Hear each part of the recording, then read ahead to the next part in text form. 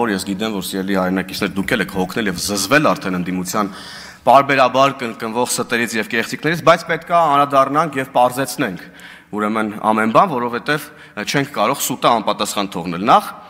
առավոտից չկա ընդդիմությունը, ուր եք ընդհանրապես եւ հիմա ուր եք դուք։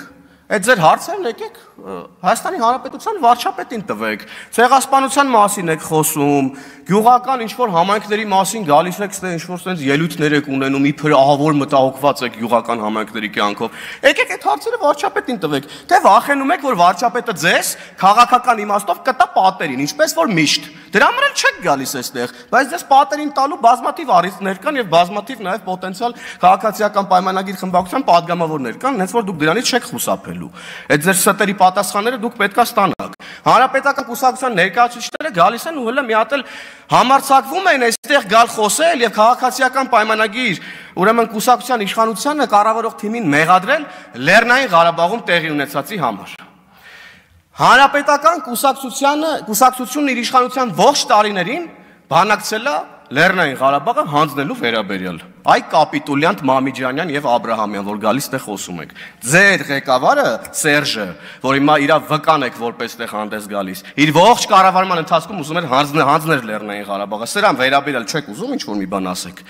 Ձեր ղեկավարն այս ամբիոնի մոտից իր ամենավերջին ելույթում հայտարարել է, որ բանակցությունները մտել են փակուղի եւ ըստ էության գուժելա պատերազմի մասին։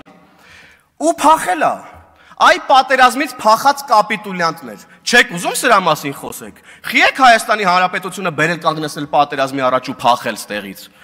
Խիեք փախել պատերազմից։ Ես նոր եմ հասկանում, խի էիք ասում,